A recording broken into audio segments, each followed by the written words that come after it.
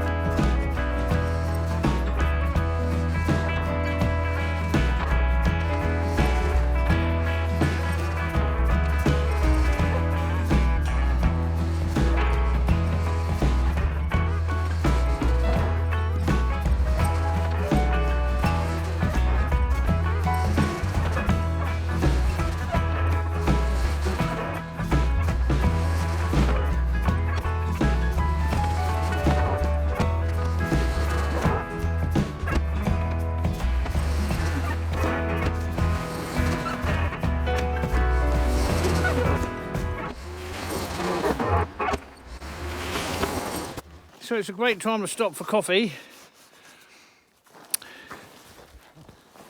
So we've dug in from that tree line back there, and we're up further than you can now see.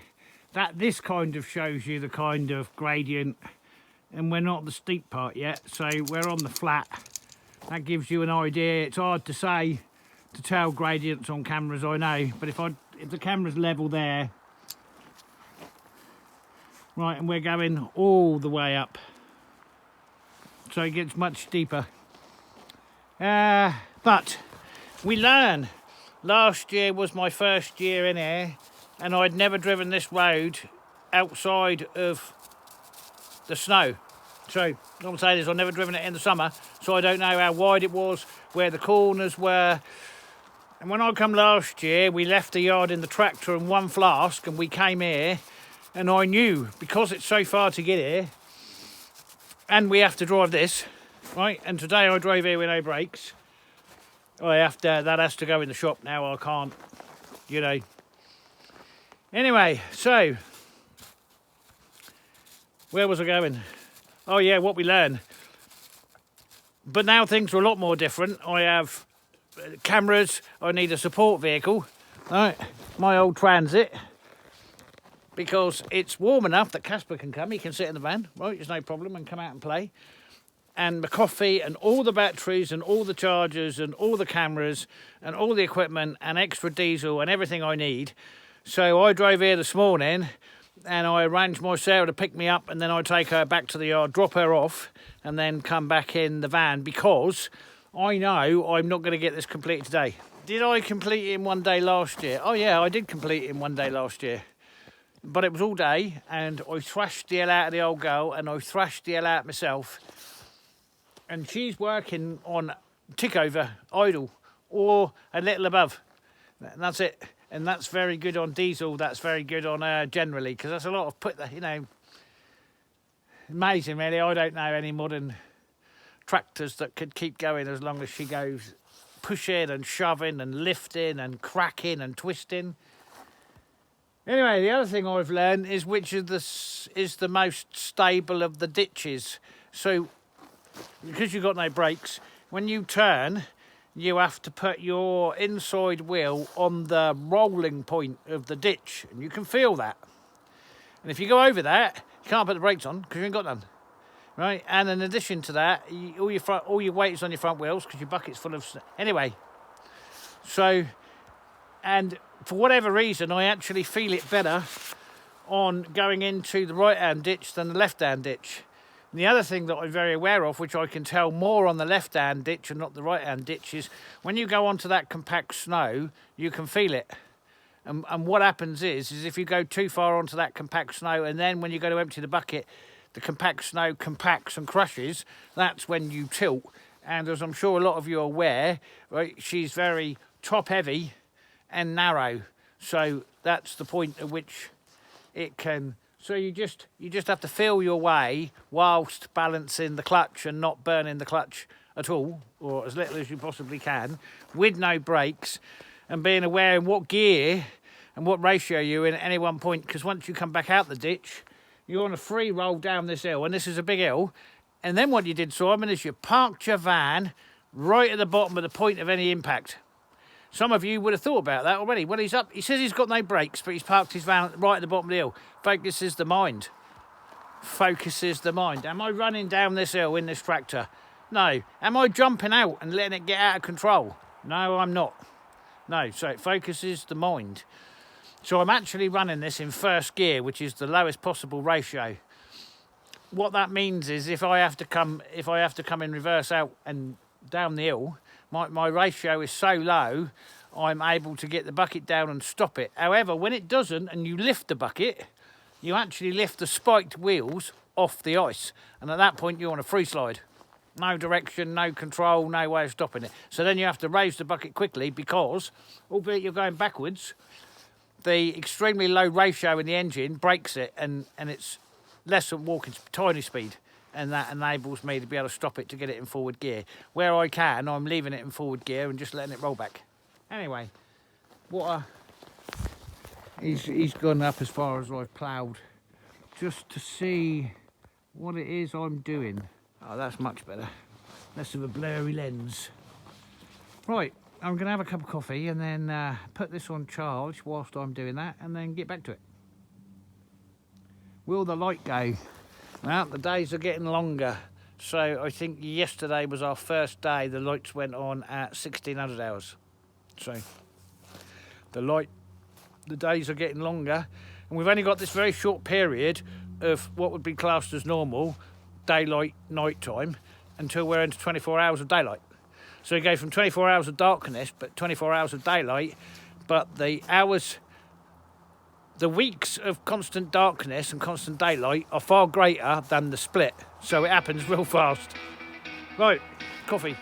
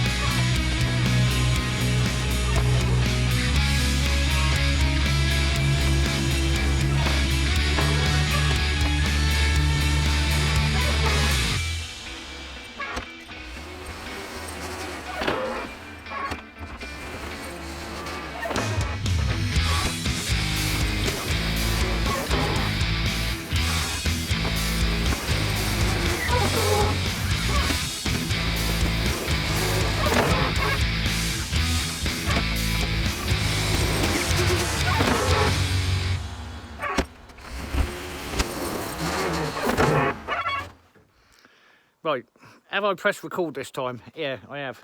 Right, I'm on another coffee break and I've taken my suit off. I'm way up there now. And how this gradient goes up, it goes up at a slight angle, then it levels a little bit, and then it goes up really steep, and then it levels again, and then it goes up even steeper until you get to the top plateau, which is where I'm going. Although that's not the top of the mountain, it's halfway up. And that's got like a big turning circle in it. So that's where we're headed. Even though I'm in the lowest gear, the lowest ratio in the tractor, I'm starting to smell clutch. Combined with the fact I'm overheating a lot. So I've rolled back down, let Casper out, have another cup of coffee, let the clutch cool down, because I shouldn't be smelling the clutch when I'm in first low. And take my overalls off. Am I going to get up there and get cold? No, well, if I do, I've just got to roll back down the hill. But it's too hot. I'm overheating because I'm having to work extra hard in the machine because I'm on the hill, and it's just not that. It's easy for me to say it's just not that cold out, right? It's not. I don't know what it is. I can't hear anything dripping or melting. Can I see water? Oh, I can see water. Right, okay, so we're above freezing.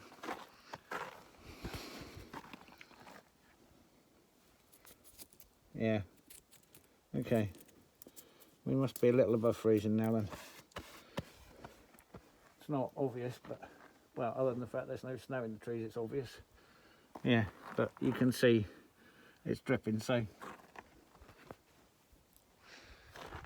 we're above freezing. And what that loony's doing, yeah, you, right, what that loony's doing is he's making sure he's as wet as he can be before I put him in the cab, so he can make my seat as wet as he can be, so he can move on to his seat, so when I get in, my seat's wet. That's what he does. Anyway, there you go. So now I've lost my suit, changed the batteries in the cameras, changed one of the cards in the cameras.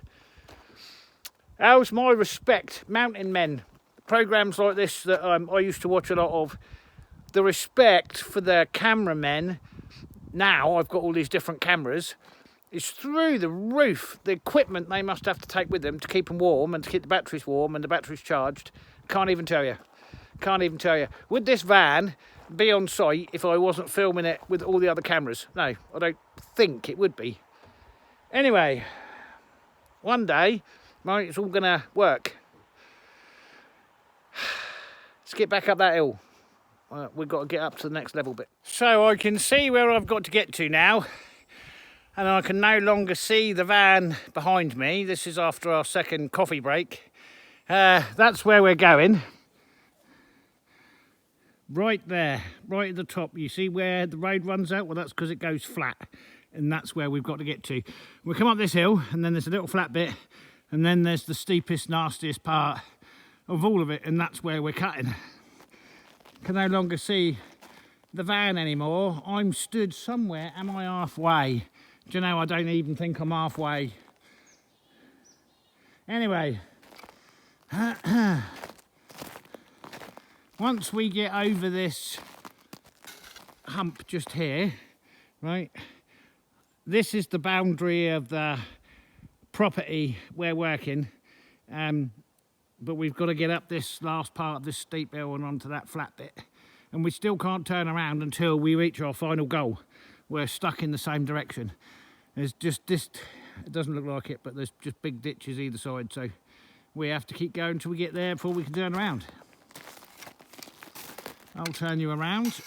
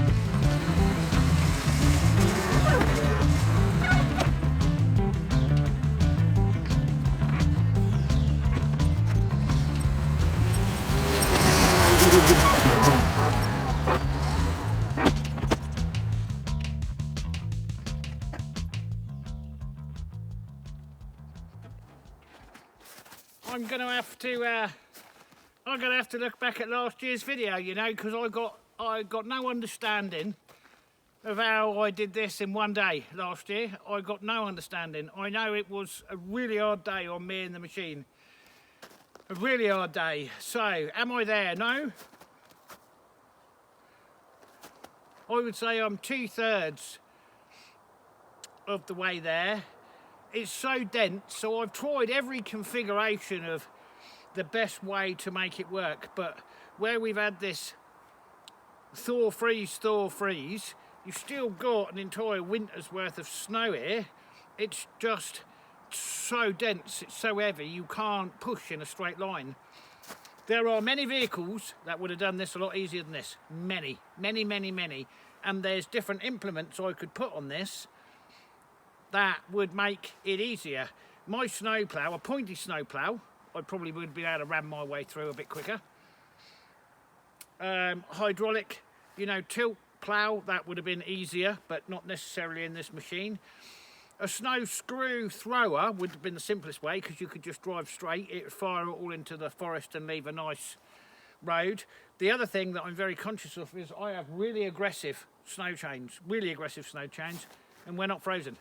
And that is, there's a big problem in Sweden. A lot of the sawmills actually shut down during February, or some parts of February, and there's a shortage of timber. And the reason for that is there's no shortage of timber. Sweden has this rigorous replanting, growing, so we never run out of trees and we're never deforesting. It's a continuous cycle, but because the ground's not frozen, the big machines have not been able to go in the forest, because they do enough damage as it is. You can't put them in when the ground's not frozen. You can't. That's why all the cutting's done in the winter. Firstly, there's no sap in the trees. Secondly, the ground's frozen and it can support the weight of these massive machines. Now, I'm breaking through this, and my spike chains are digging into the floor, and I'll show you this.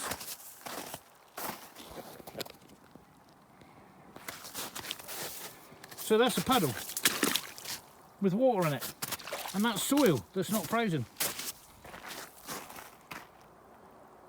And we're in generally our coldest period. Now, like I say, I know that the sky's blue and the sun's shining. Well, we're about to lose the light. But there is unfrozen water underneath this, and this is not, the road is not frozen. You can see where my spikes catch it. That, you have to be so careful, otherwise you'll tear up the road. Really aggressive chains I've got, which are good, it's what I need. Anyway, I'm on the flat, and I'm almost at the boundary. Right, so this marker here, this marks the boundary.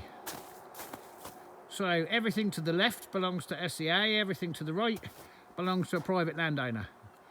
And we were in here yesterday, but we didn't go too far in, and it's looking better, but further back it's really dense and needs thinning. And there's plenty of birch. He also, this bit over here, this is where we're going to start this year. This is, he specifically requested me, there's a triangle. So where's the marker post? Right, so this here that you can see, right, is on the other side of the road, is also his land, but it's a triangle. Right, he's not bothered about that. Right, so we can thin that heavily. Also, he wants a lot of fence posting for his property for the sheep. So whilst we're thinning, we're also going to thin the towel, the spruce and the pine. Grun and tull. Anyway, we're going to thin through that as well at the same time, and then we'll move on to this side, but I don't know how we're going to go. It's hard to see from this angle. Anyway, it gets much more dense as it goes in there, and we're going to try and thin it. We leave all these, obviously, because there's some nice valuable timber coming there, and we'll thin through the birch and thin through anything else we need to. And this goes, the property now goes all the way to the top there. So you can see we're a good, are we 50% of the way up the mountain now? It's hard to tell. Yeah, I would say we were probably, and again, there's no point showing you down there because you can't see the gradient unless I hold the camera level. Can I hold the camera level? Does that make any difference? Up, down. I still don't show it really. Anyway, Right, long walk back to the van now. I'm going to leave the tractor here because she's on the level, and I've cleared a bit sideways just in case I need to get in there and jump her in the mortar, whatever. I can bring the van up here now. So we're actually on the property line. There's the property marker. That's the property we're working. Okay, let's walk back, and we will reconvene here in the morning, all being well. As I'm walking away the tractor off down the mountain to find my van, are the bears still asleep? Yeah. Otherwise I wouldn't be walking down here without the dog. And how did I get on without wearing my Arctic suit? Am I cold? Frozen. Yep, absolutely. I'm still walking down here with no gloves on because I'm about to put those on. But yeah, I'm very cold. So what I should have done is either took it off and rolled it up and put it in the cab, which I can't because there's no room, but I should have done something like that. Or just took the top off. Anyway, yes, it's very cold. It's becoming increasingly painful to hold the camera as I'm walking down the hill, trying not to slip over. Yeah, you can see where I've caught the road a few times. It's really bad. You see, you get straight through this thin stuff, and with those chains, and you're straight into non-frozen gravel.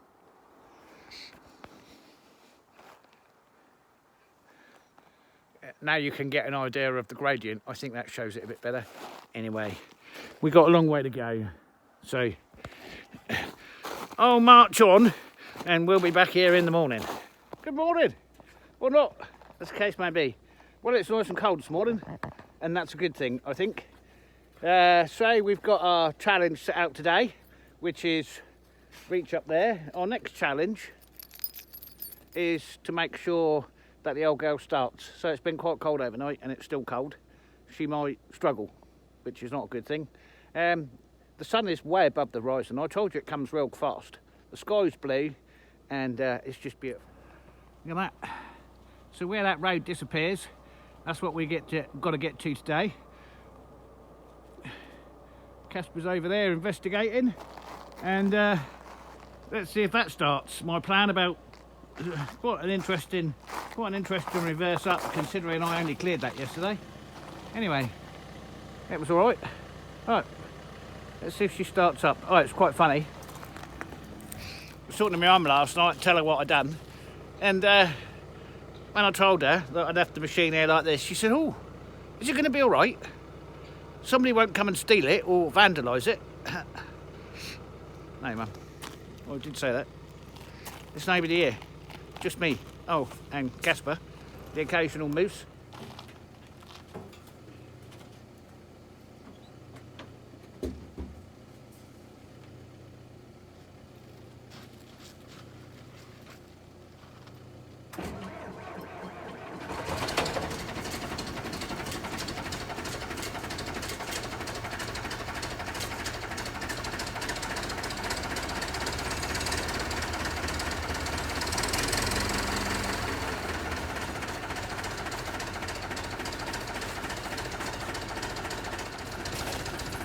Right, so I'll warm up for a minute, get some gloves on, and make a start. I've got a feeling I'm going to have problems with batteries this morning first thing, just because it's so cold. Anyway, did I bring Casper's blanket? No, I'm going to put my Arctic suit on the front seat for him to crawl into. He's not, no, he's not, he'll be alright, he's got his big coat on.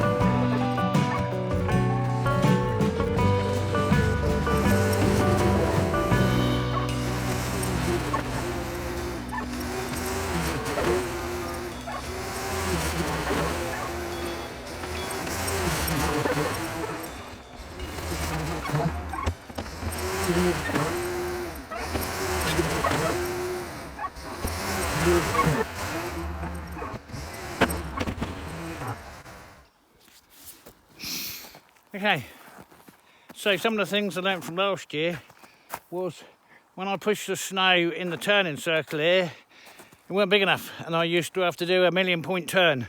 So